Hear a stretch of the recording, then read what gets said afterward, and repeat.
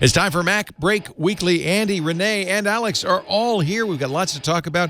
Apple is rebuilding Apple Maps from the ground up so they can compete better with Google. We'll talk about the problems and the perils of iOS and macOS betas, and some of the good things, too. And Apple's plans for TV are becoming a little bit more clear. It's all coming up next on MacBreak Weekly. Netcasts you love. From people you trust. This is Twit. Bandwidth for MacBreak Weekly is provided by CacheFly at CACHEFLY.com. This is MacBreak Weekly, episode 617, recorded Tuesday, July 3rd, 2018. I lost my car at the liquor store. MacBreak Weekly is brought to you by Rocket Mortgage from Quicken Loans, introducing Rate Shield Approval. If you're in the market to buy a home, Rate Shield Approval locks up your rate for up to 90 days while you shop. It's a real game changer. Learn more and get started at rocketmortgage.com/MacBreak. It's time for MacBreak Weekly, the show where we get together with some of the best people in the Macintosh world to talk about the latest news from Apple. Rene Ritchie is taking a break from Pokemon Go and his massive quadruple raid scores. He's from imore.com and at Rene Ritchie on the Twitter. Hello, Rene. Hi, we got flooded after MacBreak Weekly. Like, so many people friended us that I think our system went down. You said there were. Much, though, I never thought. Yeah, thanks to everybody. I never. You said there were max with 200 friends. I thought, oh, yes. I'll never. But I've got 200. Overnight. So I'm sorry. Yeah. Thank you, everybody. They don't know. That's the terrible thing, is they don't know. It just sounds like we're ignoring them, which I hate. So we're please, not we're not ignoring ignoring you. Yeah, we're just maxed. Leo, can I confess something? It's 105 degrees and 60% humidity in Canada, well, in Montreal right now, and I don't know what to do. I'm just sitting here melting. I don't get it. I don't get it. It's either freezing and like you're snowed in. You need to move somewhere more temperate. Yeah, for imperialistic fans, we went from minus 30 to plus 30 in just like a month and a half. I don't get it. Also with us, Alex Lindsay, who has moved somewhere more temperate here. Yes. Although it looks like you got a little sun, my friend. I have been taking advantage of the summer and being nice. I have a You should. in the sun. He's got a little. It's just right here though. It's like the You rest got of a it's farmer all tan. pale. Yeah. Yeah, farmer tan. Just my head. Just your head. I just sit by the window. I sit by the window. Left arm. Yeah, exactly. Also with us from the New England area, Mr. Andy Anatko at INATKO.com. Correct. Thank you. Hello, 86 Andy. degrees. So we're our frigid neighbors to the south for Rene. My mom, who's just up the road a piece from you, said, "I can't FaceTime today. It's so hot, I'm melting." It's true. Yeah. And the devices get so hot. This is the first day that I have the Vornado like floor upwards fan going, because no, I would not be glowing. I would be perspiring and dripping onto the keyboard, causing all kinds of distress. So Just in case you're wondering, it's a near perfect 67 degrees here in I know, it's Nevada, just right. California. Yeah. I'm just saying. It's tomorrow's Independence Day in the United States. Happy Canada Day, by the way, Oh, Rene. thank you. Sunday was Thank Canada you. Day. Yep.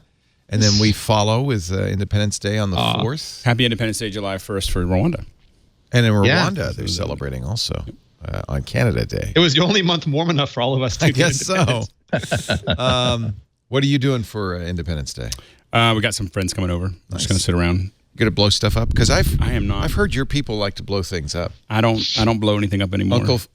Uncle Four Finger Freddy. Yeah, no. Yeah. You know, it's illegal to have fireworks in Marin County. Oh yeah, we can have them up here though. They Safe have and signs sane. everywhere. Like every place they can put a sign that says. And there's a huge area of dry grass right below my house. You couldn't have a worse place to have fireworks. What about Skywalker Ranch? Don't they have lasers and blasters and lasers? Are okay. Yeah, they only leave little marks though. Yeah, that's the whole thing. You know. Andy, what are you doing for the Independence Day for the 4th? There's fireworks tonight, so I'm going to be out there shooting that, and then probably a diner breakfast tomorrow, followed by remembering a happier day in America. That's all. A diner breakfast is a happy day anytime. Oh yeah. What does a diner breakfast include? I'm just starving. I'm designing.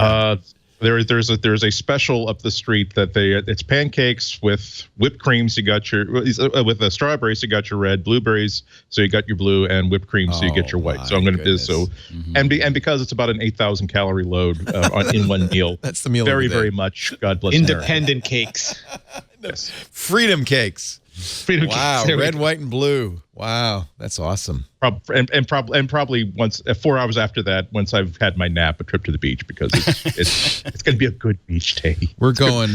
But we had to be submerged. It is going to be a good beach day. It's not too bad here, but it's even cooler where we're going up the coast of Mendocino. It's going to be like 59 degrees tomorrow. Where in Mendocino? The town, Mendocino. Oh, okay, yeah. I think, yeah. I'll tell. It's a big place. Yeah, you're right. There's a big county. Yeah. But I'm going to stay away from the marijuana forests and just stay in town, probably. And then I think Fort Bragg famous has Mendocino a rocket fireworks fuel. thing. And I love Fort Bragg. That used to be like where Carlita and I used to go. Mendocino's just a little tiny town. A little So I town, think we're going to stay in town. Yeah, it's going to be fun. And Oolala. You'll drive through Oolala. Oolala. Walala. Walala. I think it's Oolala. Oolala. Something. It's got a G in it somewhere. Yeah. But you don't say it. It's silent. Lake Okoboji. Like Okaboji.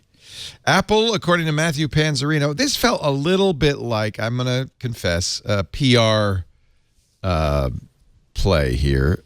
Second big exclusive for Panzarino in a row. Mac Pro and now Maps. Yeah. Way to go, Matt. Yeah, he got invited, among others, to that special We Apologize. No, last time Like was you, just right? him. You got invited. The update for the Mac Pro was just the him. update was just team. him. Yeah. Oh, that's right. Yeah. He wrote the article about how we brought in people, experts and Yeah. creative types, and they're going to be, that's right. Now he's talking about rebuilding Maps.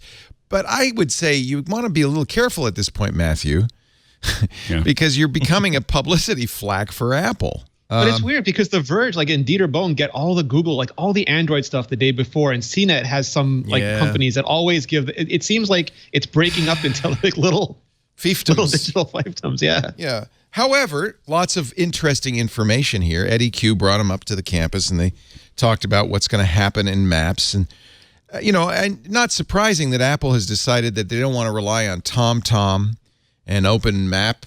Open whatever it is, Maps. OpenStreetMap to get their data. So they're collecting and have been collecting their own data. Now they have to explain, and they do in great detail here, how they're getting data from you and where you go, but they're not getting data from your whole trip. They leave out the beginning and the end, and there's a little graphic. And they take random segments from the middle that are de-identified. What this graphic does not tell you is how big these segments are, but okay. What Apple's saying is we're trying to anonymize this data and yet still get the thing that Google has, which is so valuable, which is direct data from people driving the route. Yeah. The Waze model. Yeah. But that's an interesting omission, too, because one of the most valuable pieces of information is where are the entrances and exits to a place. So that could be a piece of data that they're missing, depending on how they anonymize or interpret. We're not going to pay attention to the beginning or the end of your trip. That's actually an important point. If you wanted to come to Twit, there's really only one place that makes any sense in this big, long building, because anywhere else, you're going to go somewhere else. And so they did address that, though. So they're only using the segments as probe data for traffic flow, construction, accident, stuff like that. All they want to know there is, are you going on a roadway they don't currently have in the system, and are you having to detour?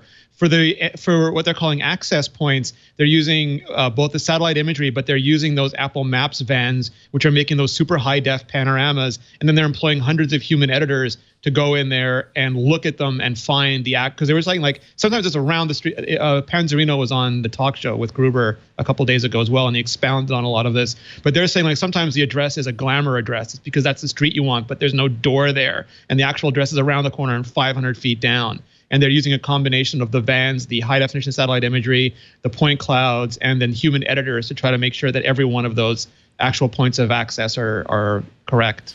And you'll be happy to know that these vans use Apple gear. He says there's a surprising lack of bulky equipment inside. Instead, a Mac Pro bolted to the floor. That's where they went. That's where they are. Attached to an array of solid-state drives, a single USB cable goes up to the dashboard where the actual mapping capture software runs on a iPad. Wow. Why wouldn't you? There's a picture of it too. It looked pretty It'd dope. be hard. It'd be hard to have a press tour if you had Linux boxes running in there. Yeah, that's true. Here's the iPad with the mapping data and the single USB cable. I think that one of the things that we've been talking a lot about is the fact that when we talk about like net neutrality and so on and so forth, one of the things that's going to be really important is location services, and Apple and Google are pretty much closing that up. There's not going to be, one of the things that I think that cities need to start thinking about is that something that they should be gathering, that data, and then licensing it back to developers so that you can have an enormous amount of data as a developer that isn't Apple or Google. I have qualms about this. Cities do this right now with mass transit, right? And they try to make money on it. In fact, they sometimes don't give it to third parties, but still try to sell their own mass transit apps.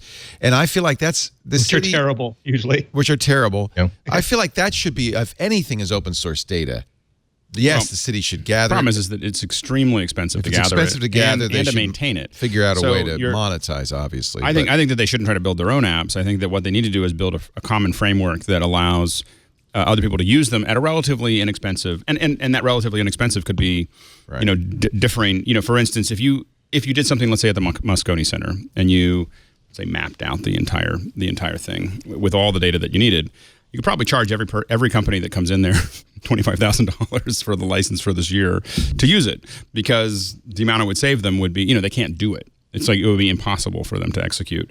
Because the hardest part about this is not only gathering that data, but maintaining it, and so you do want to pay for it. You need to figure out what the reasonable number is, but you don't want it to be another government service that doesn't have a fiscal connection. I guess that's true. Otherwise, you're going to pay for it in taxes. I guess that's true. We're already paying for it, if you ask me, in taxes. And well, not if you. I mean, there are definitely parts of cities that are not being paid for by the taxpayers. They're being paid for, like when you talk about zoning and talk about a lot of those things. Those departments are being paid for by your fees. Like if you're doing as this, it should be. and that's the way it should be. That's a what I'm tax. saying. A fee is a tax. Well, it is, but I mean, it's a fee. It's a fee but it's not a general tax going across everything. Right.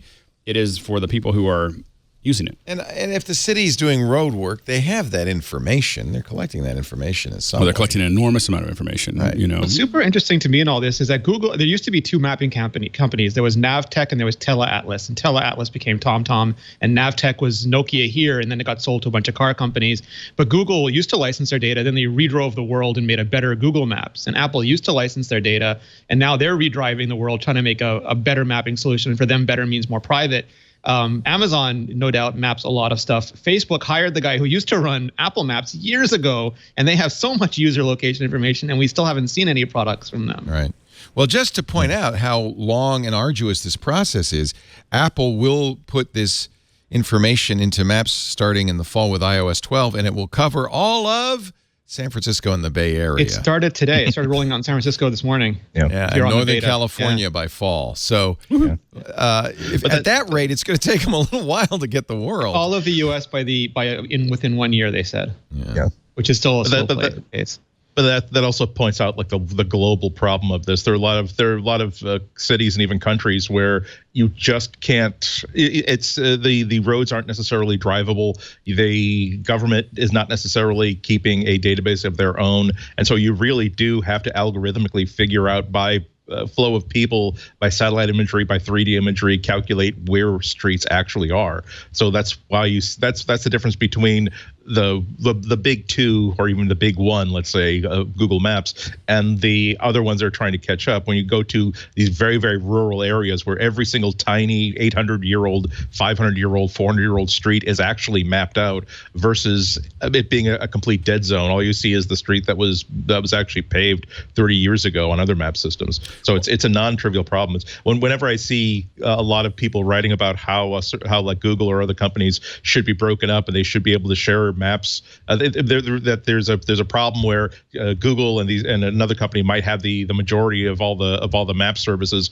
Well, that's because mapping is really, really hard, and it's really, really expensive. And it's going to take you a decade. You have to start, like, the best time to start a mapping service is about 15 years ago, and if you haven't, well, there's not much you can do. Well, and in a lot of the countries, especially in smaller cities, it is I was talking to someone who actually contracts some of this, and it's a boom for the people who got into it. Like Eastern Europe, these guys are, they have little location data, and so on and so forth. And these guys suddenly they were doing like little bits and bobs in Eastern Europe, and suddenly they're making millions because someone some of these big companies, not necessarily Apple and Google, but other companies that all want mapping data, and they sell it to each one of them it's the same data that they just keep on parceling out and selling to different folks point out, coming in. Though, that it's a lifetime commitment because it's like painting the Golden Gate Bridge. You're never done. Yep. You got to keep doing it. So Apple's essentially saying this is a high priority for them. There's another piece to this puzzle. If you're going to do anything with self-driving cars, you have to have good maps, right? And augmented reality. And what they're doing that's so interesting is they're not just making panoramas, because everybody says we want Street View, and they are doing the panoramas for Street View, but they're taking point clouds, which are three-dimensional measurements of everything in the surrounding, 360 degrees and up. And that means you could build in autonomous technology because it's like prefetching data. You don't want to, you cannot, at least with our current computing capacity, you cannot do everything live and everything in real time. You have to have a huge amount of prefetched data. But also, if you want to start layering augmentation and enhancements on the real world, you need to know as much about that world as possible. And a huge part of AR is ingesting the world around you. And they're loading all this up that goes into those Macs, goes into the SDs, goes to the server center. They de-anonymize it, so there's no faces or licenses, and then they start building these models for everything. Well, and they're using typically they're using flash lidar for a lot of that. Those they look like little circles that are on the corners, and those are Velodyne is probably the company that suddenly made a lot of money doing this for both the cars and the gathering. That data, a lot of what they're doing there is also like really making sure they know exactly where you are. So the GPS gets you plus or minus 10 meters, or it can get a little bit better than that, but and a lot of other things will help you tighten it. But by then using basically a hashed version of the image recognition of the 3D information. They're not using all the information because that'd be too heavy, but a hashed version of it, they can quickly figure out precisely down to the millimeters of where your vehicle is, which is obviously important for them to figure it out. People will argue that you don't necessarily need that data, that AR data, because it's just reacting to what's around it. But to know where it's going or know where to go, to know where to go next, it needs to have all that data. But it's the actual driving component is partially connected to what it thinks should happen, but it's also very connected to it responding or not responding in the case of the Arizona case to the data that's coming to it. Rene, how would you know if your maps were updated? I mean, I'm using iOS 12. By the way, and we'll get to this in a second. I want to put a kind of a stop sign on people who are starting to install the public beta, and we'll talk about that in just a second, of either iOS 12 or Mojave. But how would I know if I have iOS 12, I'm in the Bay Area, how would I know that now it's using its own data? It still says TomTom and other data providers in the copyright information. We lost Rene briefly. It's going to continue to as well. I mean, it's not going to...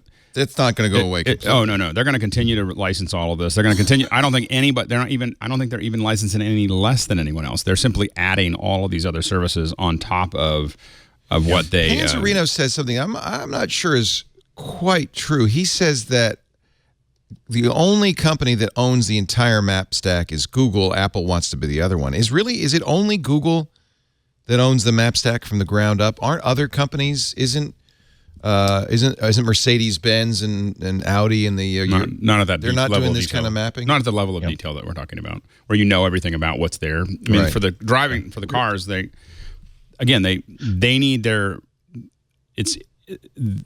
very dependent on the moment. Being able to scan the moment and understand what's going on in that moment. They need some of the map data to get around, but it's not a. So that's where a lot. They also have cars driving around that they could presumably get map data from. Well, theoretically, if you had enough cars using enough self-driving cars, your maps will get better over time. Right. So that all those cars, a Google process of this will be that when Waymo has 50,000 cars out there, they're going to not only be driving around, but they're going to be continually mapping and remapping and I wonder, is continuing Tesla to resolve. Doing that? I'm sure that a lot of them are thinking about it. I don't know if they're, but a lot of them are going to continue to use the LiDAR data that they're using to drive to continue to resolve the areas that people are driving in. But you can't do that until they're out there. Right. And also, there's a hell of a lot of data in all the captures they're doing. Google is making sure that they're capturing also street signs so that they know what the traffic laws are. They're capturing where the public utility services are. They are, as far as I know, as of a couple of years ago, they're capturing enough data to actually derive a point cloud from where they're going, from the areas they're going through, which is one of the reasons why when you go to 3D view and maps, it's just such a detailed thing, because they've been collecting that forever and ever and ever. So it's like I said, it's a hard thing to do. I still remember talking to talking to one provider that said that we have to send cars to every single hospital so that we know exactly where the emergency room entrance is, as opposed to where the parking structure is, because we have to understand the context of why are they asking us where's the nearest hospital. If they're essentially saying we're visiting a friend, we need to make sure we guide them to the parking structure. But if there's an emergency, we have to make sure we get them exactly to the emergency room entrance. So that's why data. There are few companies that have the scope to do this properly, and Google started doing this 10 years ago. And I think that we're fortunate that Apple decided to get into the mix, because Google's been doing a great job, but the arms race between them is going to, we're all going to benefit. Yeah, I agree with you 100%. Do we know if they're going to use the duplex technology for like traffic yelling? Like, you can't park here. That's awesome. Yeah, I mean, that'd be fantastic. And Alex is right, because it's not just Apple and Google competing to collect the best data, but the companies that create the lidars and create those sensors. Now that there are multiple people who are buying that equipment, that is also spurring them to have the most accurate detail, the highest refresh rate, the lowest profile on the vehicle, to such an extent where at some point you could actually foresee a future in which recently they've legislated that every new car has to have a backup camera now. What would have been a most ridiculous and wonderful feature for luxury cars 5 or 10 years ago, now it's going to be a standard feature. They could get the lidars so small that essentially every car traveling is also remapping its environment and contributing that to a public database.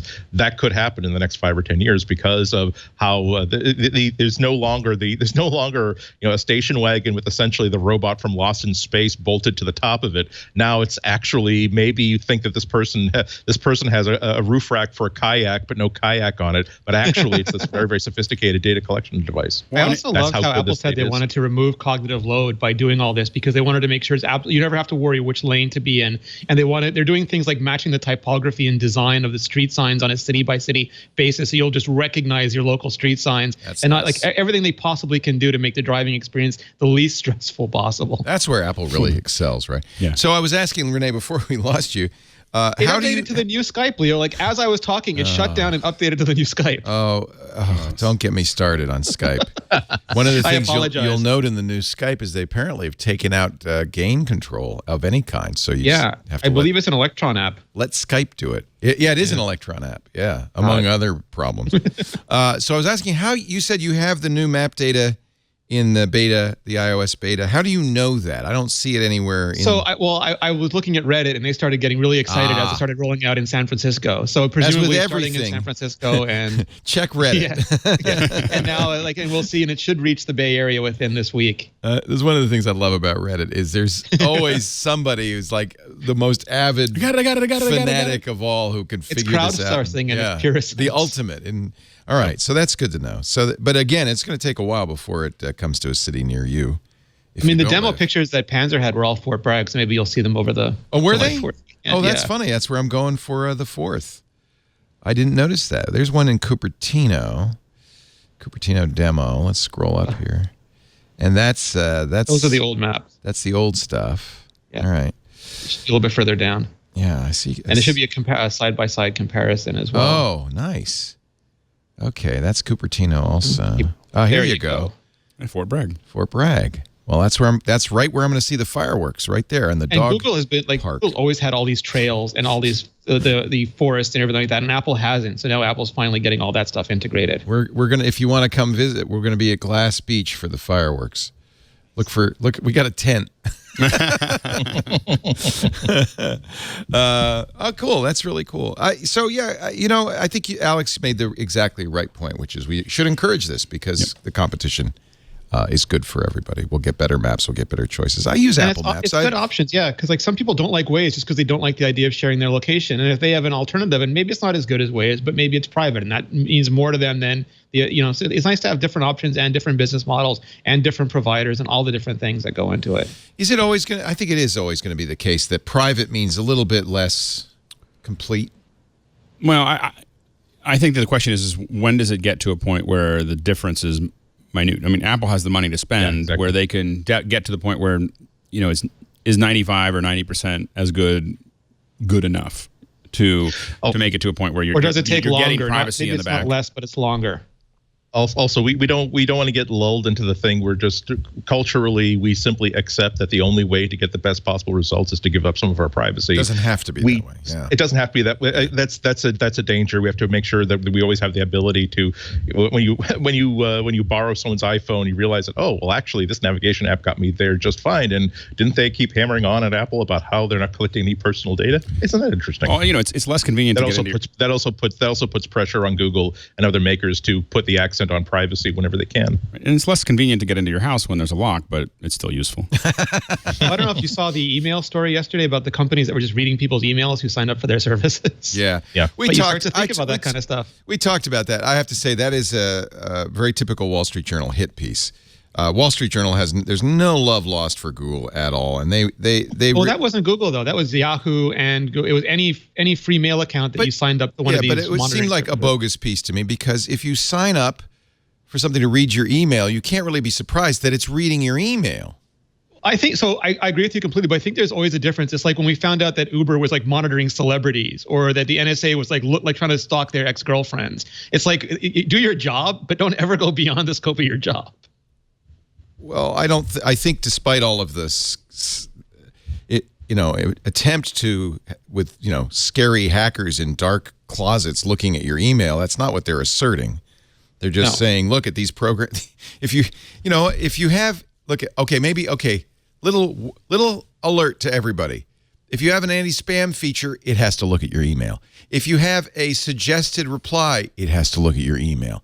Google in June of last year said we're not going to look at email for ads anymore, but they still look at your email. If you sign up for a service that looks for receipts to see if you overpaid for something, it's reading your email. Obviously, right? Now, Unroll Me got in a little trouble. Yeah, I mean, and I think that Google is policing this and absolutely needs to continue to police it to make sure that companies don't overstep their bounds. But you're basically giving them permission to read all of your email. Why would you be surprised that it's reading all of your email? Because we're expecting that it's going to read our email within the limits of features that are going to help us personally. That we feel as though this is the deal that we signed when we click through that agreement that we never actually read. It's when we find out that actually you're letting every person who uses this API also get a list of my friends and then use that for any purpose that they want, that we feel as though we should have been informed about this. We feel like we're being kind of rooked. And if this happens too much with a certain company, we start to feel as though Facebook. Oh wait, did I say a specific name? Oh wait, that was a total mistake. Maybe this company really doesn't care about this, and maybe I should start to limit my associations with this company. Right. Yeah, it's when it's programmatic, it's not a problem. When people can just randomly do it for jokes and chuckles, I think we get upset. And that's the other. I mean, they kind of imply that that's what's happening, but in the two cases that they refer to, human teams were hired to train the computers. Yeah. Because the computers weren't doing a very good job of determining what was personal and what was not. I don't find that problematic either. I guess you should know. I mean, it's worth alerting people, but I feel like this was the Wall Street Journal saying, I mean, what was the headline? It was something really incendiary.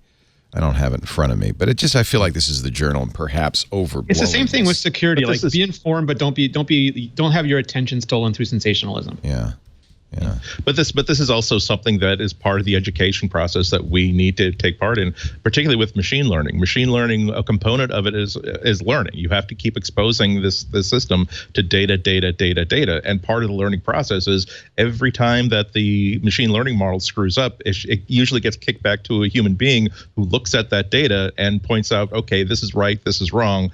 To give the result that the user wants, but also to teach the model that this is what you should have done in this situation. I would be less bothered by this if it wasn't a continued problem with Wall Street Journal stories about Google products. Text dirty secrets. The app developers sifting through your Gmail. Software developers scan hundreds of millions of emails of users who sign up for email-based services. Well, I was just shocked they didn't get Apple in the title, frankly. Yeah. I mean, although, the headlines like this are what keep Rene and I on radio. I understand. And television. I understand. But the internet giant, Google, right, continues to let hundreds of outside software developers scan the inboxes of millions of Gmail users who signed up for email-based services. Well, yeah. Dum. Okay. Just be informed. Be informed of what you're doing and make smart choices. And it doesn't mean you have to read in great detail the privacy agreement. It wouldn't be a bad thing, but you don't have to. If you sign up for something that says we're going to look at your email, like I use TripIt. The only thing I use for this is TripIt, because and actually I stopped using Gmail as my main email for other reasons. So TripIt. Now I actually have to explicitly email stuff to them if I want them to see my travel plans. And so I don't, that's fine. I immediately, as soon as I read about Unroll Me reading other stuff and sending it to Uber, I agree that was overstating, I was doing a bad thing. Yeah. And so I immediately unenrolled Enroll Me, but well, it's like we've said often. It's all about the transaction. I feel like I've always understood what the transaction is. For instance, with Gmail, which is why that I use it. I have Gmail addresses for certain very functional practices, but when it comes to my actual work, things that are personal, things that are work related, things that are real, for lack of a better word, I don't use Gmail for that. I never have and never would. Yeah. It's always a server that I actually control that I can trust a little bit better. Right. And if Microsoft used to do those ads with Gmail Man, a human reading your email, which I found very offensive. And but of course they have to do the same thing, because any company that offers anti-spam protection in an email service is reading your email. All right, let's talk about the betas, because I know a lot of people are probably very tempted by the public betas of iOS 12 and Mojave and tvOS. I tried to put Mojave on my iMac Pro, and the install, for whatever reason, froze, forcing me to reinstall High Sierra on my iMac Pro. I learned my lesson. I don't think I don't think that's widespread, but it's just that's what we keep saying. It's you shouldn't do this on a production machine.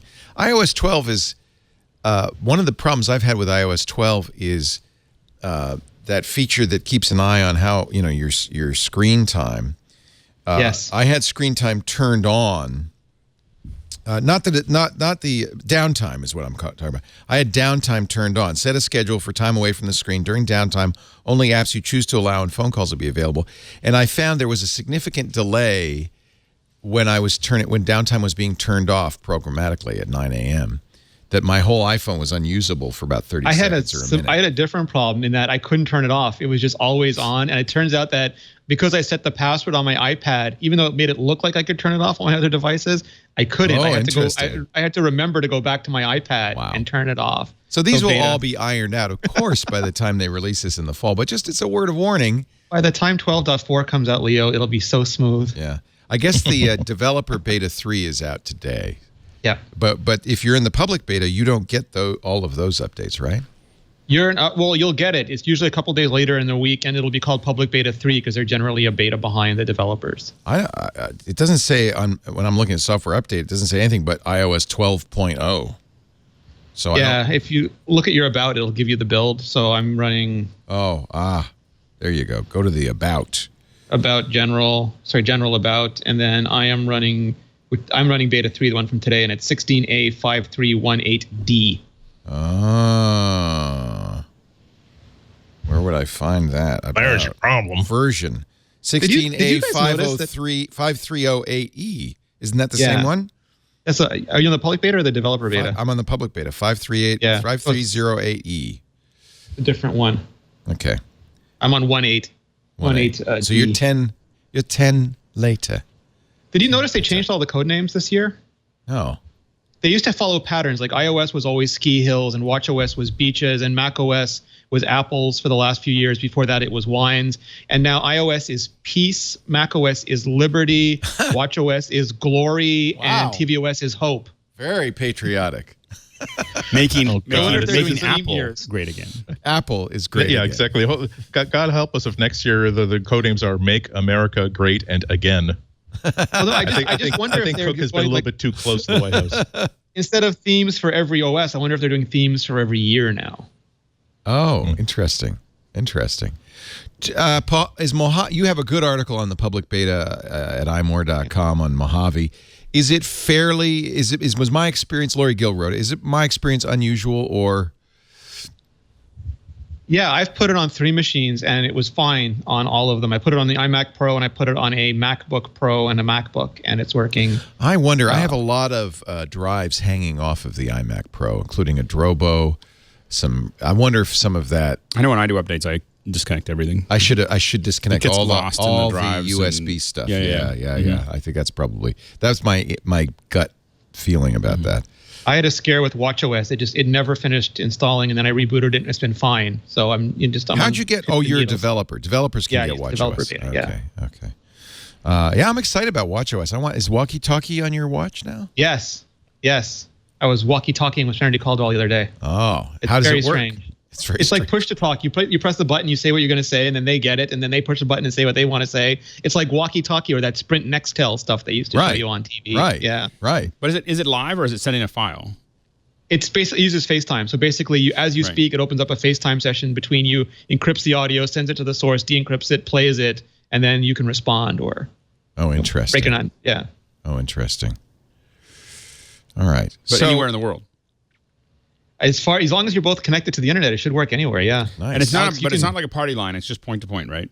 Yeah, point to point. One person. Can you only have so one person, or can you have other people? It's only one-to-one. Like you can have as many people as you want, but only talk to one-to-one at a time. So you can't use it for like Disney family trips yet. Right. But if you walkie-talkie Serenity, could you then walkie-talkie somebody else? Not at the same time. I could do it serially, but not. No, I know it wouldn't be simultaneous, but could you then say, okay, now walkie-talkie Leo? I flip to a new car, walkie-talkie Leo, flip back to Serenity, walkie-talkie Serenity. Okay, that's good. But then Leo would be asking questions for Serenity, and you'd be like, wait. It might be confusing, ask Serenity, and then you go back and ask Leo, Serenity. Bunch of asynchronous conversations. Yeah. How does it? You just hear the voice just comes in without you asking for it, or you set yourself to on? You have to set your status to available, and then you can receive these things, and it'll say Serenity's connecting, and you can say always or this time or. Does it do before it starts talking? And I have sound turned off, so I don't know if it does or not. I have to find out. That'd be great. That was the most annoying thing about the Nextel phones. Nextel phones. And you'd hear people like, a block away. That was the worst part of events. So you'd work at events, big events at large conference centers, and they would just hand out hundrends of these things. And you hear this. And I have to apologize to everybody listening to the show. I just ruined your day. I'm sorry. That's the first time I was not timid about explaining in no indirect terms to somebody what the quiet car on Amtrak is for. You can't use your cell phone. You gosh darn cannot use a push to talk that keeps making burping noises. I could see using this with Lisa, my wife, but of course she doesn't wear an Apple Watch, so I won't. And kind of when we talk about augmented, I was really thinking about it after the last show. I was really thinking about the fact that when we think about augmented reality, the thing that's probably going to get augmented faster is going to be our ears. Yes. Yep. Where we're going to be. I think we're not very far away with some of us starting to putting basically hearing aids, quote unquote, into our ears and leaving them there all day, and really, that if something loud comes by, it blocks it. If we want to hear a little bit more, it'll extenuate it. But also, it's just like a general. We're in communication with whoever we want to be in communication with. We're getting information. We're getting. You have that. Your assistant is in your ears, like the movie Her. But when you think about it, like with augmented reality, when it pops up and it goes, when you look at this person, it goes, "That's Sam. Hi, Sam." And he goes, "He's got 3 kids. One's got little extra." Alex, why are you reading my fake Facebook profile to me? Oh, no reason. Yeah.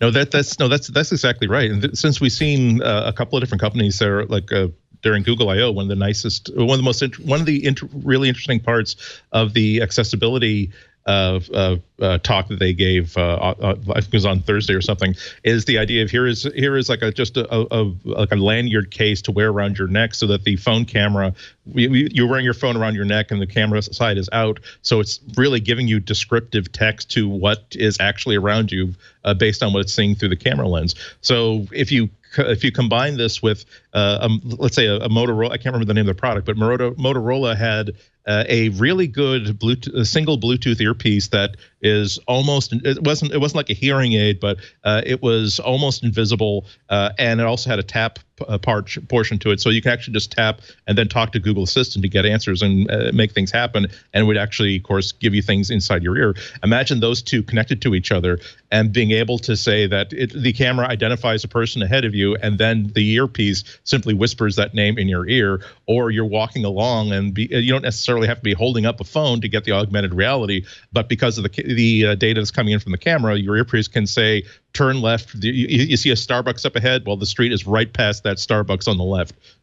Well, and also, that this kind of comfortable, like I watch how comfortable my kids are with Alexa, and the thing, what's interesting is that they're constantly just asking questions. They're always sitting there, like if something comes up, if they're talking about something like, how far is this? They'll just say the word and ask the question and move forward. And I think that's just they're so comfortable with it. And I can imagine, again, just having this all the time, but what's the temperature outside, or is it going to rain today, or is it going to, and just having this kind of, rather than this like lift my watch or go to my phone or whatever, you're just kind of just constantly in this kind of conversation. Definitely the next generation of Echo /Siri / Google Assistant. One of the cool things with the AirPods is they now support, I think with the beta, they now support Yo Shlomo without you having to touch them first, so you can just talk to them.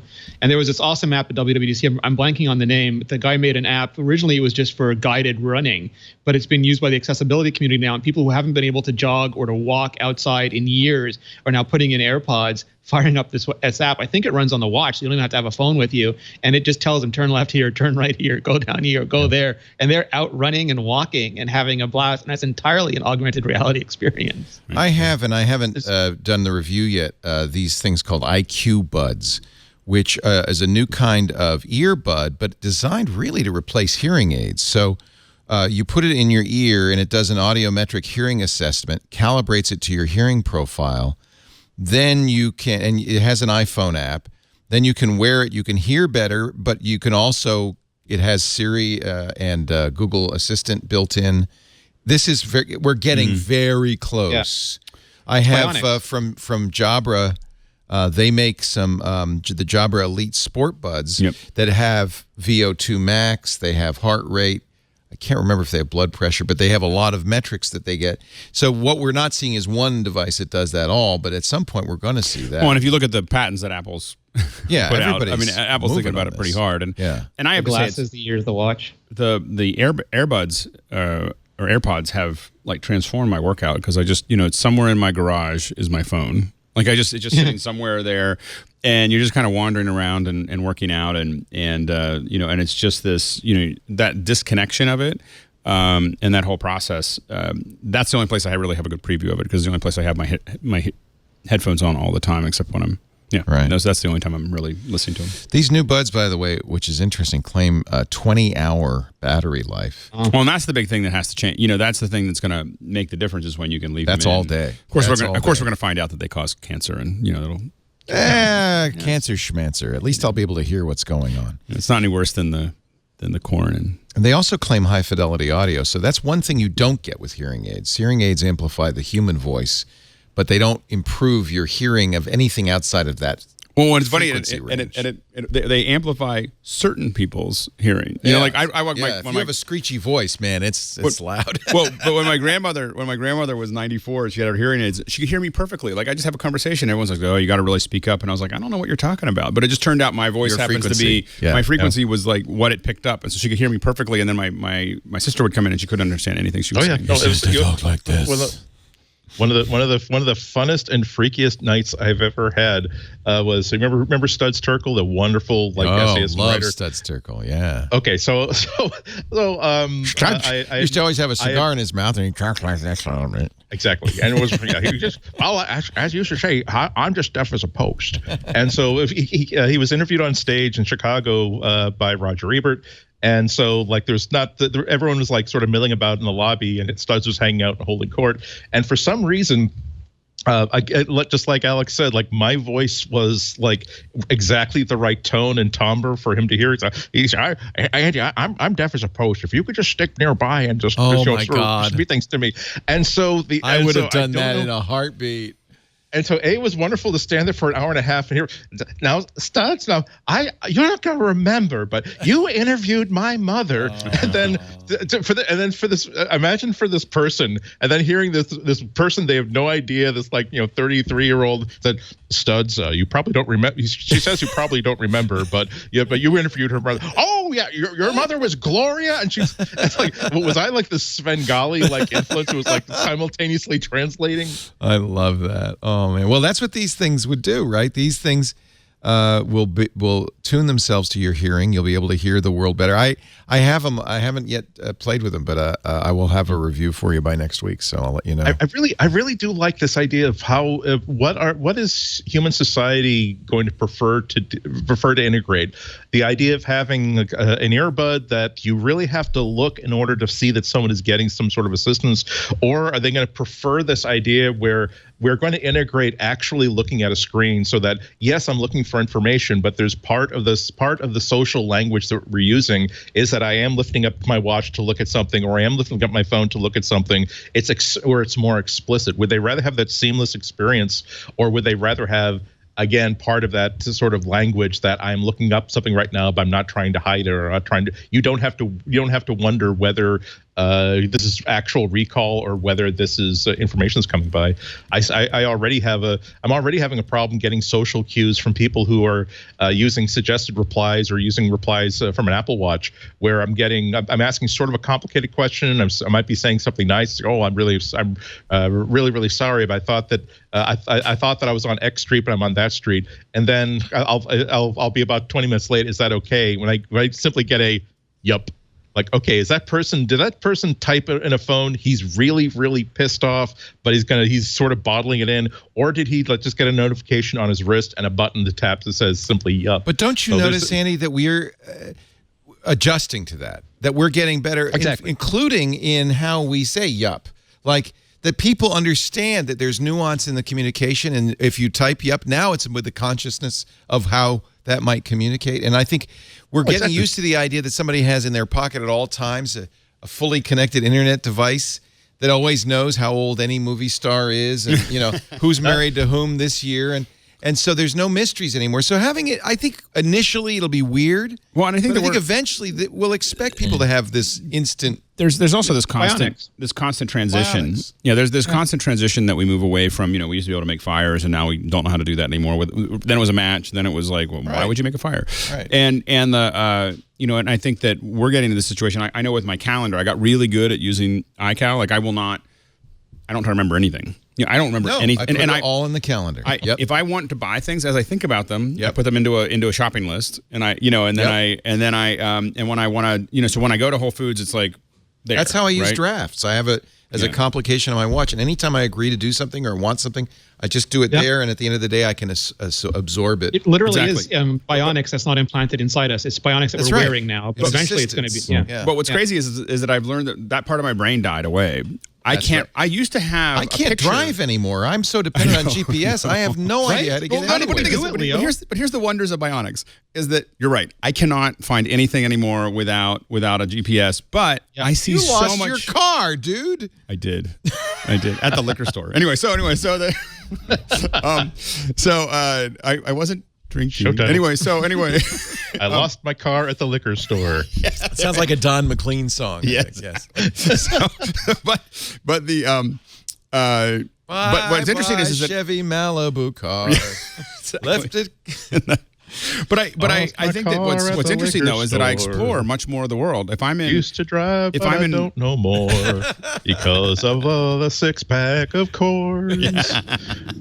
But My babies. Okay, we get the. But I see so much more of the world because I have GPS. I see so much more of Tokyo or Rome or Paris because That's right. Because I just walk out there. Like I'm just going to walk around, and when I can't quite figure it out, I'll look down and I'll walk around, and so you explore a lot more because you can do it. But then on the other side, you can't figure it out. But I bet we're one of the first generations that can have this experience because normally this stuff takes generations, right? Here we are. This is happening every few years. Yeah, it's just accelerating. We don't know how to dial a phone, or we don't know how to drive a car. We don't know how to light a fire. I think we're one of maybe the first generation in human history that has to adjust to these changes so rapidly all the time. Yeah. Well, maybe it's never been quite so rapid, but there's always been that sort of like there was that first generation that had the ability to initiate a conversation with somebody without being face to face with them. So what is the cultural etiquette? That's right. And so even there's a parallel to that. One of the biggest difficulties I had when chat software first became available was I'm used to salutation. Acknowledgement that salutation has been received. Conversation. End of conversation. Acknowledgement that conversation has been ended. And it took me a while to retrain my brain to simply allow that. I don't say I'm going away from the keyboard right now. Goodbye. Thank you for this conversation. It's okay for a conversation to simply end. This is why we have the social programming that is always in flux, and it's being affected by not technology but changes in how we choose to interface with each other. And there's some of it that I think we lose. I have some friends in Africa that if you text them or you call them, there is like 15 minutes of how's the family, and you tell them how there's a whole this whole back and forth, and literally you cannot have the conversation without it. Like it's not like a possibility to it's not that they would be insulted, they just won't allow it to happen. Like they'll just keep on asking you about how the family is until you solve all those issues. And when I'm in a rush, I'm really upset about it. I'm like, but I have to admit, it's quite nice. Yeah, it's quite. It's not a bad thing. I look forward to. I like that. Going somewhere where that is kind of more the mode. Oh, it's quite nice. Life is a little bit calmer. A more civil universe. Much more civil. Yeah. We're all really getting the job done. Oftentimes, yeah. Losing the little humanity that. Quite nice. Calling cards. When it's not a card that has your name and address and contact. It's just simply a card with your name on it that indicates that yes, I paid a call to you early today. I left this with your servant. And there used to be this whole. It's insane the way these calling cards used to work. Where then there became this sort of like social code that if a certain corner was folded, it meant that I was just fulfilling a social obligation. I'm not expecting you to actually invite me because really there was a whole code with that. That's exactly cool. Because this was again just a physical thing that said yes, I was actually here to actually call on you. Here's the it's the sort of thing I had to read 3 times to understand that yes, this is actually how people used to work. Well, now my only thing is that my cards are always black and white so that they're scanned easily.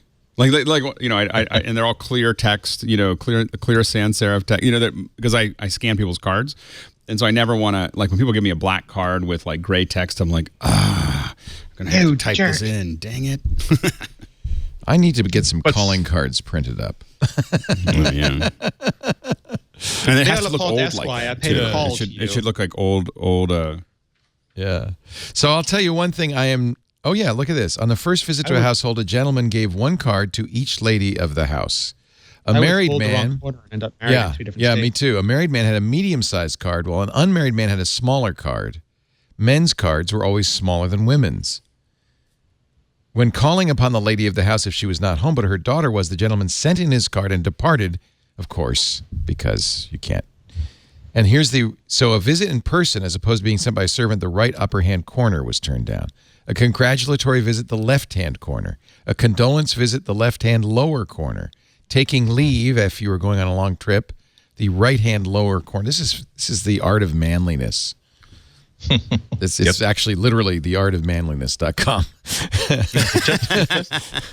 This is amazing. It just goes to show you would know if time. We always imagine that if we had a time machine, we went back. Well, we've got all this fancy technology they wouldn't understand. We would not understand the concept of a calling card because it is so buried in the society programming that we don't have access to that. Now I want to write a Victorian novel that has without any explanation. all of this. He clearly bent the left corner of the card. I'll tell you one thing I'm not adjusting to. The departure of the Macintosh. I'm so sad. I feel like we're really coming up against this one. Now there's an article that says, this is again from the esteemed Wall Street Journal, Apple's next laptops could be more iPhone than Mac. This is Christopher Mims. This is an older article. This is probably what Phil Schiller was responding to when he was saying, we're not going to merge macOS. No. But on the other hand, we've seen Intel really stumbling. We've seen the ascendancy of ARM. It's clear that Apple's going to be doing an ARM. I think that an ARM for the MacBook, I think the ARM makes total sense. I think that the MacBook Pro is. My understanding is that it will not be any more disruptive to anybody than Classic to Carbon to Cocoa was. Right. And that it'll be different. Like people who were classic Mac people, it took a while to warm up to that Cocoa stuff, that crazy Next technology that Apple brought in. What's that all about? But after a while, that became Mac. And we're going to go through a transition where we get ARM at the low end, probably a hybrid in the mid-range, and probably still Xeon in the top range because there's no real ARM solution for that yet. And we'll have a new generation of app technology that leverages everything that's gone into UIKit. And it'll feel weird at first, but then at a certain point, a few years from now, that'll just feel like Mac again. And I think that also you're going to see a lot of, now that you're going to be able to run your iOS apps, on your Mac, there's going to be kind of this merging of your experience. So, how about Daniel Aaron Dilger's article in Apple Insider saying the new macOS Mojave optimizes the Mac for iOS users, not PC switchers? That's a generational thing. I mean, previously, Apple's biggest concern was getting everybody who had a PC onto a Mac, and now their biggest concern is getting everybody who has an iPhone or an iPad onto it. I mean, that is the low-hanging fruit in terms of more Mac customers. So you think this is true? I think this is the trend. I don't even know if that makes a lot of. I don't know. I think that makes a. Go ahead, Andy. I think we both back away. We have a race condition. I'm going to give it to Andy here. Yeah. I think that makes a lot of sense. I don't think that Apple is really concerned about switching over people from the PC. I think they discovered or planned that the solution to that problem was to create something that was not a PC that PC users would prefer, and that is iOS, articulated on the iPhone and on the iPad. However, I don't think that I really do think there's going to be a larger distinction between consumer grade Macs and pro grade Macs. I don't think there's any sort of an evil. We internally at Apple, we hate the Mac. We wish we didn't have to support the Mac. I don't think so. No. I don't. But nonetheless, I do think, and I've said this before, so I'll say this in a very short way, that I do think that Apple just loves and adores iOS. And when they think about the future of computing, the future of the company, they don't think about Mac OS, they think about iOS. And so I don't think that their instinct is going to be to continue to evolve Mac OS in the same way that other operating systems have evolved in the past 5 or 10 years. So I think that the professional apps are going to pretty much stay on the same kind of hardware and the same sort of experience. But I would be surprised if 5 years from now, Mac OS were as recognizable to us today as simple new user interface elements. I think it's going to be a beefier version of iOS as opposed to an enhanced version of Mac OS, or in appearance anyway. And I don't think they're trying to transition iOS to Mac. I think they're just trying to make it easier for us that have iOS apps that we really wish we could use on our Mac when we're not doing that, or being able to open up in a corner or do whatever. I think they're just making it better for us, a better experience for people who cross over. I don't think they care if anybody buys a Mac. I mean, that already uses iOS. I mean, they're already a user. I think that I think they used to, but I don't think that now it matters, or it won't matter for much longer. I do agree with Andy that I think that the lower end of the Mac I think will be very iOS-y. I think the high end of the Mac will probably stay in the current format for the next 5. Maybe 10 years. There's also, I mean, like the stuff that Mac OS OS 10 is currently built on is Next technology. And if you look at the Mac today, it's not that dissimilar from what Next was running 20 years ago. And AppKit has been updated, but AppKit has not been updated at the rate that iOS has. And that's just a function of the amount of effort you need to put into a platform that's run by a billion people rather than tens of millions of people. And it would be good for both platforms if they sort of both got the best of everything. And once you start bringing iOS. I mean, they made that point. They said you have the traditional AppKit apps, you have web apps, you have OpenGL, now Metal apps. There'll probably be Vulkan apps at some point running on the Mac, and each of them serves a different purpose. And running UIKit apps on the Mac, you'll sort of get the best of the huge library of titles you have on iOS, but also UIKit, it comes from the same core technology, but it's just a much more modern. It's like if you could have done AppKit over again, and at some point you do, because it won't take you any further. And they're going to have to do UIKit. UIKit is like 12 years old now already, and you've got to keep modernizing these things. And I think if they do this right, and it's always a huge if, we'll get the best of a modern Apple framework for both platforms to run on. And yeah, it'll probably bias towards iOS just because we're becoming more mobile. Just everything is more mobile. iPhones, iPads, MacBooks outsell desktop Macs by a huge amount. We're becoming a mobile society, but I think both platforms will definitely benefit from being on the same page. Well, Apple's kind of like a parent. Loves both its kids equally, but it has a favorite. Well, and also you look at even married with kids, and one's Taylor Swift. It likes the youngest. It likes its youngest. On Christmas, one kid gets the bicycle, the other kid gets the cardboard box the bicycle came in. It's not that bad. I hope. I don't know why you're complaining.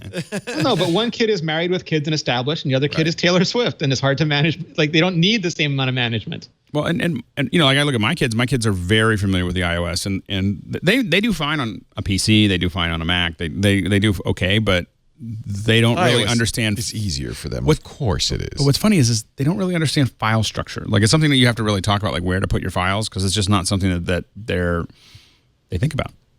They just they just get what they need within their app, and that's an interesting. To me, that was the biggest thing, is like not thinking about. No, sometimes there's some of us that don't think about where to put our files yet either. But I've seen your desktop. It's all on the desktop. It's only on the desktop for a little while, and then it gets sorted away. Let's take a break. When we come back, I want to talk about Apple's plans for TV. But first, a word from Rocket Mortgage by Quicken Loans. Only Quicken Loans could do this. Let's talk about buying a house for a minute. It takes a while. I remember we searched for a house for a long time before we found just the right one, made some offers on some. The problem is it can be, in a way, the house hunting process is fun, but it can be agonizing because as you're looking, interest rates, particularly now, might be ratcheting up, and that home is going to cost you more and more and more. That's why you're going to love the new Rocket Mortgage power buying process from Quicken Loans. Here's how it works. Quicken Loans verifies your income, assets, and credit. In less than 24 hours, they'll give you a verified approval. By the way, verified approval is like being a cash buyer. It means that the seller knows you're good for it, but that when your offer comes in, this is a genuine offer. You've already got the money. Now, once you're verified, then you qualify for, this is the new thing, the all-new exclusive Rate Shield approval. They'll lock up your rate for 90 days while you shop. If rates go up, no problem. The rate doesn't. Here's a nice feature, though. If the rate goes down, yes, your rate does go down. Either way, you win. So you're guaranteed it's not going to cost you more than this during the entire home buying process. That's really huge, and it's exactly the kind of thinking you'd expect from America's largest and best mortgage lender. To get started, it's simple. As always, go to rocketmortgage.com/MacBreak. rocketmortgage.com/MacBreak. Rate Shield approval is valid only on certain 30-year purchase transactions. Additional conditions or exclusions may apply based on Quicken Loans data in comparison to public data records. Equal housing lender, licensed in all 50 states, NMLS consumeraccess.org, number 3030. rocketmortgage.com/MacBreak. We thank them for their support. Always love seeing the good work that the Information does. That's why I subscribe to the Information. And they broke an interesting story a few days ago, an exclusive Apple Eyes streaming bundle for TV, music, and news. Shocked. And we need it. There's subscription fatigue is real, Leo. You can't just subscribe to everything. It gets so expensive. Remember, they're beefing up Apple News. They acquired Texture. They've made deals with Oprah and a bunch of other people to make content. They have Apple Music. They have Apple Music. As a first step toward the new offering, this, by the way, I should give credit to Jessica Tunkel, who's writing this in the Information. Apple's expected to launch a digital news subscription service next year. The service would combine Apple News with a magazine subscription service acquired by Apple in March, Texture. As a next step, so this is all kind of distant future. Apple's looking to bundle the digital news subscription with video content it's begun producing, so that might be a year off, and of course your Apple Music subscription. It's unclear when Apple will unveil the new subscription offering, she writes. The company would also continue to allow subscribers to... Now, this is important to sign up for each separately. So you didn't have to buy the bundle, but the bundle will be available. You could still say, I just want Apple Music. I think that's actually pretty smart. And it's what you... I think, Alex, you've been saying this. That's what they would do all along. It just makes sense to just say, oh, I want to pay $15 a month or $20 a month or whatever that number is. I think if it goes over $20 a month or, well, $30, I think is probably the outer edge of what you'd get for solving all your content needs. Probably $10 separately, so together 20 or 25 or whatever. Yeah, I think 20. I think if you got up to above 30, you'd have a problem. No, that's too much. 20, I would do. 20, I think would be easy. Because 15 would be like holy smokes. Texture is $10. The music is $10. Yeah. If you threw in news and movies, and it was 20, still 20. Oh man, that's a good price, that's right? A great price. And their TV offering is minimal because again, they have no back catalog the way Netflix and other companies do. Right. And if they beta, the real strength there would be to beta it with the music, the tens of millions of people they already have in music, say we're going to give it to you all for, So Apple, of course, declined to comment, but Jessica says her sources inside Apple are telling her this is something they're looking at. It kind of makes sense that they'd be looking at the success of the Amazon Prime model and saying, well, what if you give us a fixed amount of money every month and we just give you a boatload of features and we keep adding to those features as we keep going on, but we don't charge you $90 to start and keep upping it every few years. What about a yearly? What about, because I mean, people are happy to pay Amazon Prime for $90 a year. So if it's an attractive package, Amazon got me because it wasn't any one specific thing. It was just the idea of look at all that I get for this annual fee, and the fact that it's psychologically the fact that it wasn't here's X dollars a month you're spending on this that you might be using this month, you might not be using. If I just simply accept that I'm going to be this is part of my yearly budget, it's just sort of easy to swallow. So you think about what are people's biggest complaints about Apple services, and one of them is this really, really stingy amount of storage you get on iCloud. Well, what if as part of this package you were getting music, you were getting TV, but you were also getting 500 gigabytes of iCloud storage and a really good rate every time you wanted to increase it, particularly if you wanted to increase it so that you could back up an iOS device? One of the things I think is going to be, I think it's going to affect all the prices for all of these things is that, I think that where these companies that wanted to get rid of net neutrality want to go, I don't think they're really going to attack the little guy trying to get their video service off the ground, because you can't get a video service off the ground even before net neutrality because of peering. Like you had to pay a lot of money to peer anyway. There was no neutrality. Don't you love it that, it's already, I've got new caps, we've got new expenses. AT&T, which swore it would lower prices when it merged with Time Warner, has raised DirecTV's price by $5 a month. It's all the time. It's already just, they didn't even have the grace to wait a little bit. Let it sink in. Great, we're in now, baby. Well, and I think that one of the things that I think a lot of them want to do is zero rate. They want to force Apple, Netflix, Google, Facebook to zero rate against your Comcast subscription. So your Comcast subscription will get capped. Let's say it's going to be at 200 gigs or 100 gigs a month, but Apple and Netflix and Google and all these other folks will pay to zero rate against that, so that you're not. They pay Comcast. They'll pay Comcast, and so Comcast says doesn't and count. Its customers are so happy because they get it for free. It doesn't cost me extra. It doesn't cost you extra. So what happens though is that you'll think about everything else of. So they're not going to charge the little guy to get access. No, they charge the big companies. They're gonna make billions on the big companies to zero rate their services. I think that's what's probably happening. And part of it is that there's a lot of complexity. 5G is going to be the most expensive rollout ever, and it is going to. But you're never going to think about. A lot of people are never going to have. They're never going to have a router at home. They're just going to have 5G, and they're going to go home. They're going to go wherever they go, and it's just 5G. That's about 5 years out before we see the end of home networks entirely. There'll be a handful of us that are geeky that want our own routers. That's got to scare Comcast. It's one of the reasons Comcast is trying to get in the wireless business. Right? Oh, absolutely. This is for the sole cable operators. This is the end. They have to move to. They have to figure out the wireless solution, because the cable operator, the cell phone operators are. They have to make more money because they are going to, and they're going to build a lot of other things. They're going to build high-speed internet for professionals. So people like me will most likely get, our own lines. So like right now, when you take a live view to a concert, I've got 6 modems and they still won't work. Yeah, that won't be a problem with 5G. They'll charge us thousands of dollars a month so that we can not have to interact with the general population. Here's the weirdest story of the week. Lego and iPhone connect for low-cost nerve gas detector. Worried about sarin and VX?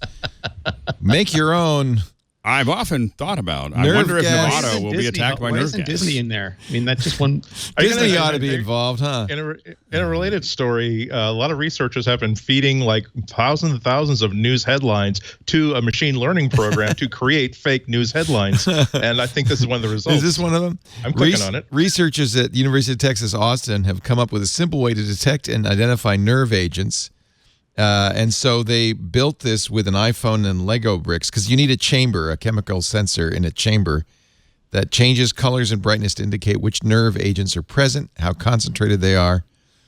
So unfortunately, it can be difficult to see differences in the level of fluorescence with the naked eye in the field. So they made this little thing out of Lego. There's some TV show where they go, is there a Legoland anywhere nearby? Yeah, I just don't know what's going to happen here. We got to build. It uses the iPhone's camera to photograph and analyze the sensor's results. University of Texas graduate student Alexander Bulgakov created this. Software is available on GitHub, can be adapted for other operating systems. But they did. This was part of a drunken bet, I bet.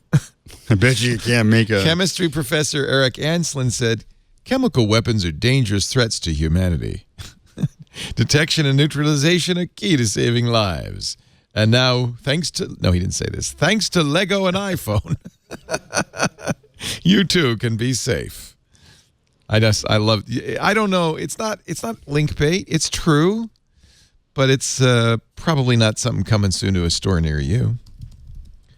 Are you excited about Pikachu hiding behind real-world objects?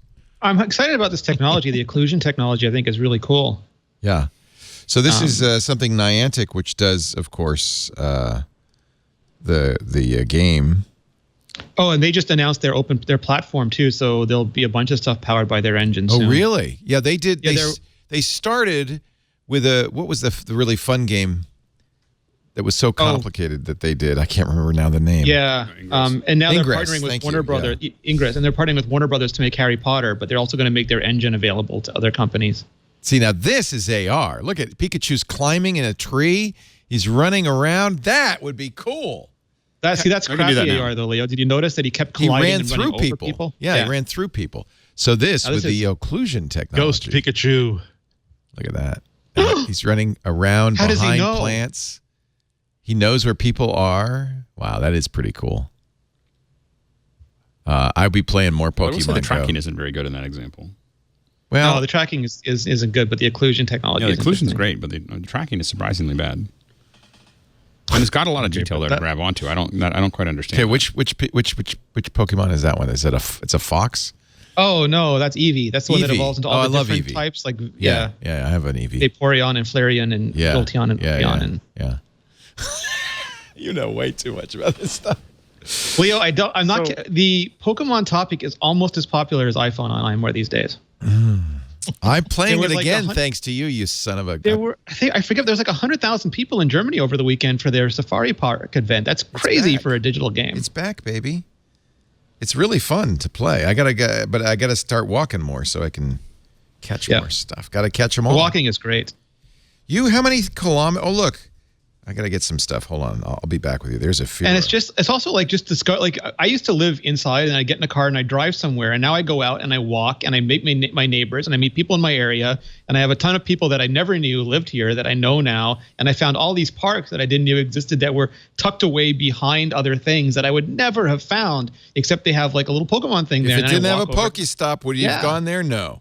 No, and now I just go for walks and I enjoy them. The reason I stopped playing one night. There was like a night that I decided I'm not going to play Pokemon anymore, and that was because I loved it and everything else. But it was the middle of the night, and I was in Istanbul at Hagia Sophia Temple. Oh, and you were playing Pokemon Go? No, I wasn't playing. I wasn't playing. I was walking around with a friend of mine there, and it was like middle of the night, and we were walking down. Beautiful. Just this most amazing thing to see. There was a whole bunch of people crowded over at the right next to it. They're all crowded around. they were They're all there looking for at the pomegranate And I walked juice. over, and they were like, "No, they were playing Pokemon." And I was like, "I can't do this anymore. Like this is gone. Like I just decided I can't I be thought part of people were this." playing Pokemon, and it turned out that school had started, and they were all just waiting for a bus, and I was terribly embarrassed.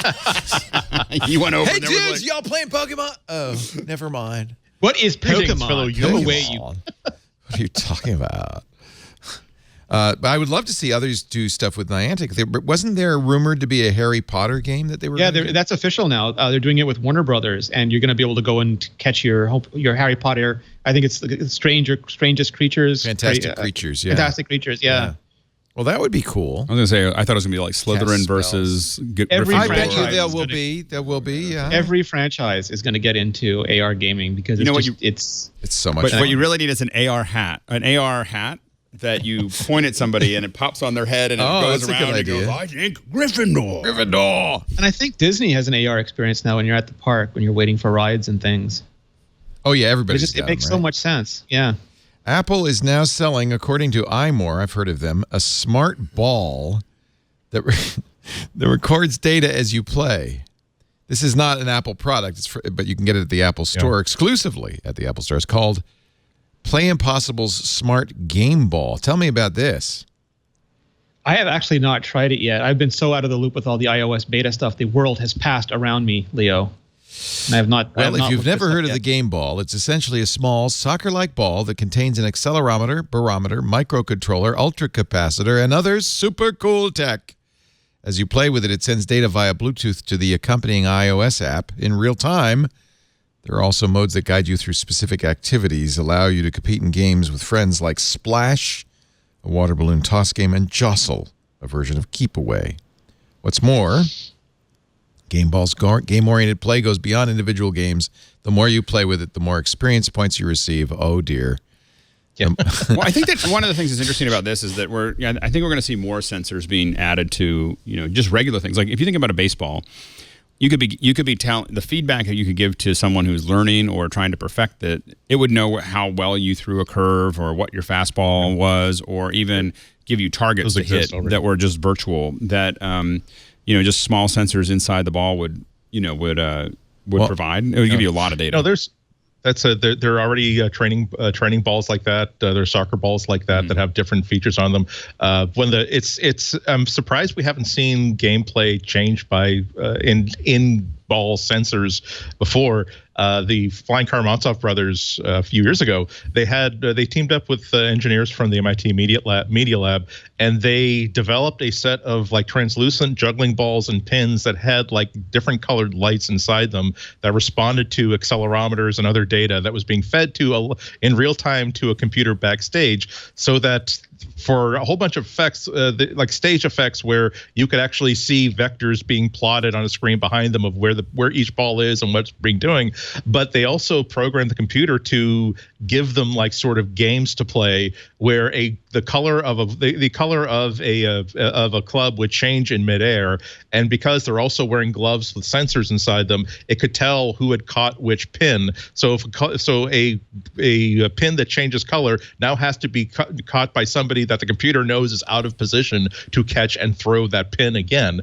So I really, really want to see like brand new games being played. Like we never got to see what Parisi squares was like in Star Trek. I bet it has something to do with velocity and acceleration and gravitometric sensors inside balls that basically change the rules of the game. Actually, it's not Parisi squares; it would be more like Kelvin ball, where the rules keep changing based on like the whims of a computer backstage. Oh, wouldn't that be fun? All right, I only have one question: green or purple? Oh, which color? Purple. Green. Oh, wait a minute. Look at that purple. One is the Hulk and one is the Hulk's pants. It's so hard to decide. The Hulk or the Hulk's pants? Brainiac, Luthor. $99.95. I'm going to buy one. I'll have it by next week. We can helmet, play Leo. it. All right. Say again? They have a connected bicycle helmet at the Apple Store as well. Oh, that's interesting. Let's watch these children. Hey, can I play? They're playing. Yeah, there's actually She just bounced it off his head. That doesn't seem nice. You realize that ball cost $100? Don't throw that. Throw it at the Yeah, sun. really, no kidding. So they're playing different games with it. Charge it up before we keep going out. Oh, you have to charge it up. Oh. Oh. I guess you would, wouldn't you? It means regenerate.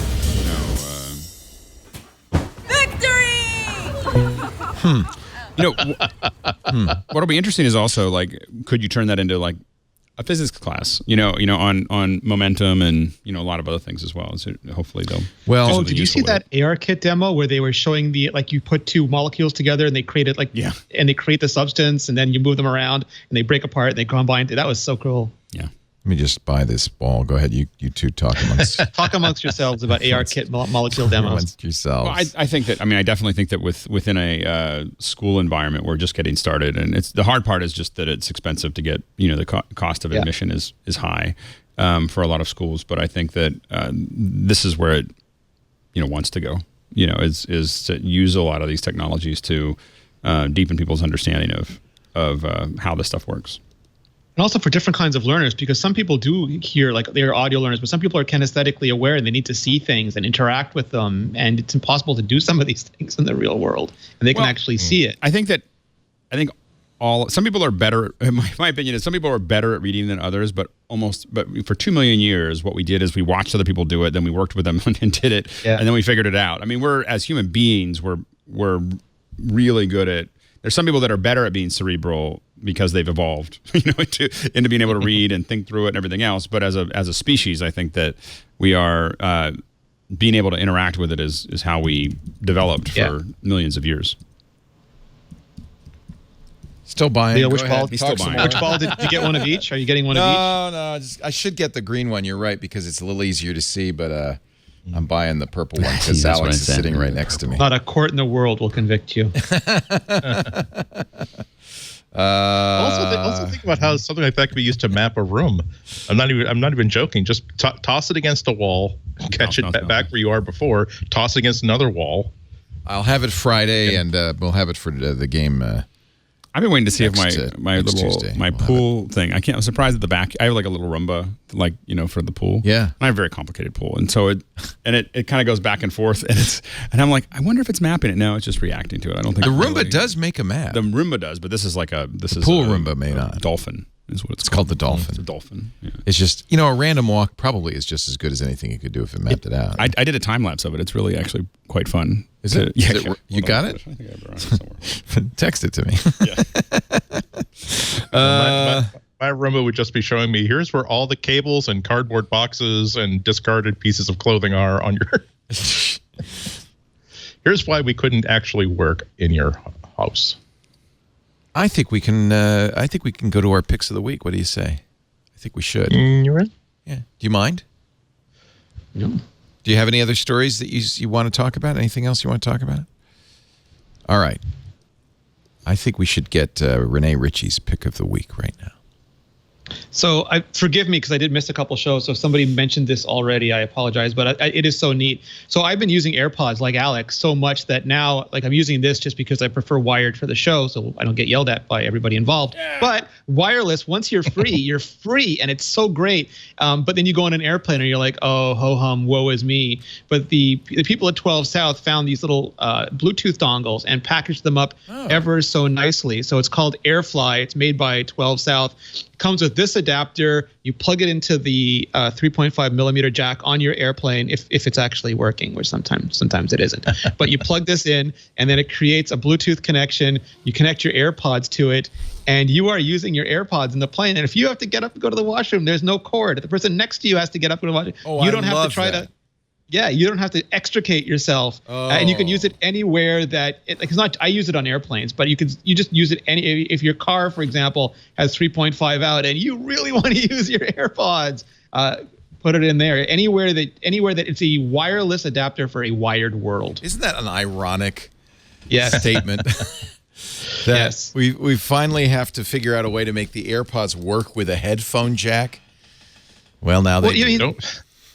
A dongle for the real world. You win, Apple. It's absolutely ludicrous, but when you're sitting in the plane and you're like, the last thing I want to do is wire up a pair of headphones like a monster. You just plug this in and you're fine. Second one. Thank you. All right. Alex is mailing me the time lapse of his pool dolphin. And as soon as he's completed as that, Alex does. As one does. in the days of the floppy disk, he could just hand you a floppy disk. I You know. didn't have to get I the know. internet I'll involved. also while really we have big, a so second, I'll hopefully it'll recommend go Luke through. Cage season 2 on Netflix. Is because it it's good? I amazing. almost watched that last It night. is Yeah. amazing. Okay. The Good to music know. is amazing. The story is way better than season 1. Terrific. Good to know. Okay. Andy, your pick of the week. My main pick of the week is something really, really simple. It's the Google Play Music desktop player. Because I do use Google Play Music, and I like having it. The problem is that there is no desktop player for it. You have to actually run it inside a browser window. And number one, that might use up a whole lot more resources than you actually want. And number two, I have to figure out exactly what tab of what window this damn player is in. Whereas if I have it running as a separate app, I can simply tab over to it. It's a way to have a hovering window everywhere. It's not hugely feature bonus compared to what you're running inside the web app, but it's not simply a container for the web app. It's an open source GitHub project that's been updated for a long time. And so as soon as I discovered that a couple of weeks ago, it has been my go-to music player for that. And I have noticed that my system seems to be running a little bit better with it and partly because maybe I no longer have like 7 instances of Google Play Music app running inside different tabs inside my browser. Because I'm no longer just simply typing the URL every time I want to look at another album. So there's also mobile remote controls you can download for iOS so that you can now control it from your phone. Why you wouldn't, in case you didn't initiate it from your phone to begin with. And it's free. You can just donate money for it if you want. But like I said, sometimes something doesn't have to be super complicated to be the right solution for what you wanted. This is just what I want. I just want a player that stands in its own app in its own window so that I can shuffle around apps, close down Chrome, and still have access to Google Play Music. Awesome. I use it too. I'm a Google Play Music subscriber. That always makes me. The app or Google Play Music. I subscribe to Google Play Music. I'm sorry. The player. Yeah. Oh no, I do use the player. Yeah. Yeah. Oh yeah. Yeah. I listen to it all the time. Ladies and gentlemen, without further ado, Alex Lindsay's Dolphin. You do have a complicated pool. What the hell is going on there? I didn't. You got build tree stumps in there, and there's just a lot of stones there. Is that a hot tub that it's cleaning, or is it just that's separate? that's a little separate area. Little separate section there for the youngins. Yeah. Has anybody ever written a version of Logo for like these pool cleaners? Oh, wouldn't that where, be fun? The turtle is. Yeah. Step forward 3. Well, this is brought to you by the pool gal. The pool gal is the person who cleans the pool, and she was like, "Your pool is crazy. You need a." So she brought one in. She brought one in, and now I'm gonna have to get one because this thing is amazing. See, this is good. Then you don't need a pool gal. No, I still need it. There's like chemicals and there's It's things. complicated. I know. I have no interest in being. You asked Lisa, what do you guys do? I still like the problem is right on the other side. There's a bunch of pool- pine trees. Like every time we swim, there's a 15-minute prep for me. Oh, because So, the pine trees are dropping needles. Needles everywhere. Oh, man. So that's why you need it. Bad place for a pool. No, but it's nice. Oh, I know. I remember what you told Lisa. You were going to 3D print a cover. I'm working on that. Yeah, yeah. So that's well. You now understand why. You understand the There's problem. no cover that will fit that odd. No. So you need How much PLA are you going to need to make that cover, man? Well, so I have some friends that have a ShotBot which does 4x8 sheets, and so we're talking about whether the foam will work, so that basically we can stitch it together. Like no. It's just 4x8 sheet of. I'm doing it for the actual hot tub area, which is still as complicated as that. It's just not in the picture. So I think I can have 2 4x8 sheets that are kind of open up. Burke says if you spray expanding foam onto it, let it solidify, and then peel it off. The problem with the expanding foam is you need to. I spent a lot of quality time with expanding foam. Does it float? I've never tried to use it with water. I've only done float. it with It's computers. foam. It's foam. It might work. It might actually contain and push up. It'd be really funny at the bottom because it'd be all lumpy because it would just press against the water until it reached some kind of equilibrium. Yeah. But it's when I worked at my first job out of high school was shipping and receiving for an electronics company. So. Scooter X, by the way, is saying that Independence Day 2018 will get you 15% off at 12 South for the next 48 hours. So if you want to get Renee's Bluetooth dongle, Have some real freedom. yeah, Independence Day 2018, all one word. There you go. Real independence. Yeah. Happy. I don't know what it is about this time of year, but everybody's doing sales. This is a good time to shop around because everybody's selling stuff for Amazon Prime Days next week. It's just yeah. It's the in between. They're like, we got to do something. Christmas is still 6 months away. Yeah. People are outdoors having fun. They're not. Gosh darn it! Get shopping, kids. Get out of the beach. You should be inside, vulnerable to the self-doubts that we fill you with that make you want to fill a void with consumer products. Don't go splashing about in the ocean with your friends and family. Mr. Alex Lindsay, it's time for your pick of the week. So this is have you seen Audio Kit Synth 1? No, but it sounds like something I'd want. Yes, a special thank you to David Biedney, who was the one that recommended it on Facebook, and it is addicting. It is free, open source, and just there are so many layers. Like if you start to, so you have. Let's see if I don't think I have it. I could show this on this screen. Yeah. Just is the audio? Turn it all the way up. I'll mic it. Why it's not? See, of course it's not not working. Hold on. It's not working. See, now it's not that it's not working. I'm sure that my it's too complicated. No, my computer is like it's probably connected to some web. So when they say ROM player, what does that mean? ROM player, is it playing sample? Oh, it's playing sample. It's a full-on synthesizer. And it is. I'm just trying to figure out why. Can you play the intro from the final countdown on this? That's all anybody needs to know. Yeah, exactly. I brought it out. I didn't want to test it while we were It's like the on air. final countdown. Or Bohemian Rhapsody, that little jam. I'm wondering whether it's using audio somewhere else. So this is an open source project, which is kind of interesting. It's open source sample player app code.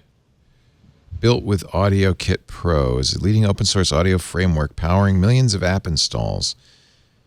Wow. Apple Design winner, Fortune 100 is lovingly used by startups, indie developers, Apple Design Award winners, and even Fortune 100 companies. It's completely free and open source. So that's the kit, but then there's an app. This is ROM player that you downloaded. Is that the app? This is Audio Kit Synth 1. Audio Kit Synth 1. And you can download it. It's there it is. Okay. It's free on the full-featured, free and open source pro iPad synthesizer built with Audio Kit.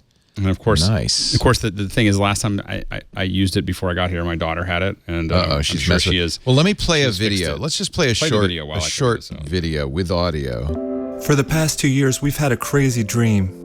The dream of creating the world's first free and open source professional synth for the iPad. That's free. It's cool. No ads, no in-app purchases, nothing to buy. This is going to be free for everyone. But building something like this wasn't easy. No, look at it. Over 100 people volunteered their time, including sound designers from the biggest names in music and app developers who have sold hundreds of thousands of apps in the App Store. But why do we need this? There was something I learned that shocked me. There's millions of people in the world with iPads that can't even afford $5 or $10 for a music app. Millions of people receive free iPads from schools and other charity organizations. Many don't even have credit cards, putting even a 99-cent app out of reach. It's a humbling and exciting experience. It's Matthew This Fetcher. has been a labor of love with no financial sponsors. We built this without any Kickstarters or any financial investors. So many people worldwide have donated their time and effort to make this beautiful sounding app. The outpouring of support has been wonderful. Right. We're so grateful. Over 12,000 people have signed the mailing list to get the app when it comes out. Look at the app where I look at it and I say, I can't afford this app. Music apps of all time. It is no so pressure deep. on us, right? All right, keep on so opening up let's things. back And you up. got let me make some music. Get presets. Oh, I gotta give them.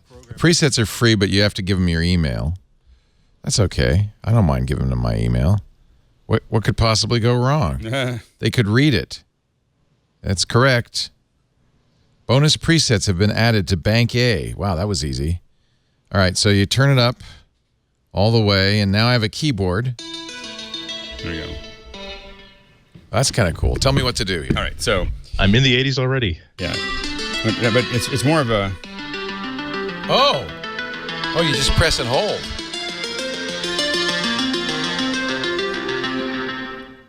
It is very 80s, isn't it?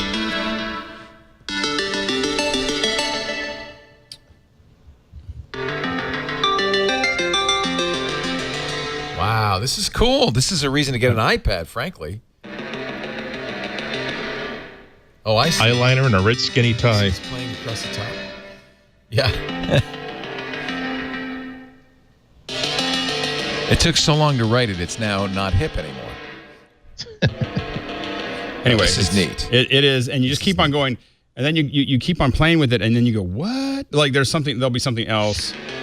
But I think giving this to your little daughter and letting her mess with it is great. Loved it. With headphones. Yeah. With headphones, yes.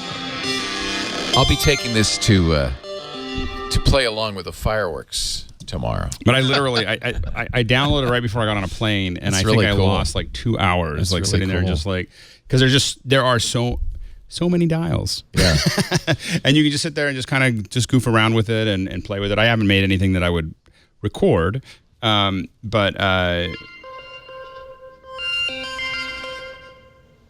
it's just an incredible amount. I mean, it is. I cannot believe that it's free, and can you record? I mean, can it be saved? I haven't tried. So literally save. it's like a game. You can save. That saves the wave, saves the settings. It'd be fun to save the. I'm sure you can save the music, but but I think that all notes have been turned off. Oh, she hit MIDI panic. No. It might have been panic. Hold on. I like any synthesizer. I could just hold one key and. No, mine's working now. I restarted it, so it was. That's really cool. Anyway, that's really cool. So that's free. Amazingly, you should. All I can say is that if you have an iPad, run, don't walk. Just go get it. I mean, it doesn't cost you anything. Kit Audio Synth 1, and it's just so much fun, and you just kind of dig into it. And I think every kid should definitely have this, on it, just to kind of explore that process. So. We have had fun today, haven't we? Yes, we have. Yes, we have. Tomorrow I will bring you a calling card, and I will bend a corner. Bend the left corner. But what corner I bend, I haven't decided. 2 corners, then I know that one of us shall be dead upon the morrow. Oh, dear. Ladies and gentlemen, that's Andy Ihnatko, IHNATKO on the Twitter and on ihnatko.com on the internet. Wonderful to have you, Andy. We'll look for you on WBUR soon, yes? GBH, the competitor, crosstown competitor. Just because we're both public radio doesn't mean we can't hate each other. No, they're fine. They're wonderful. Fiercely competitive for Andy. It's because Ben Brock Johnson's on the show regularly too, and he's at BUR, so it's great. We got Boston Public Radio sewn up here at TWIT. Great to have you always, Andy. Andy, anywhere else you want to plug or talk about? Not yet, but maybe sometimes something soon. Look for his diner pictures on Flickr, Andy I. Alex Lindsay, you'll find him on the Twitter too, AlexLindsay.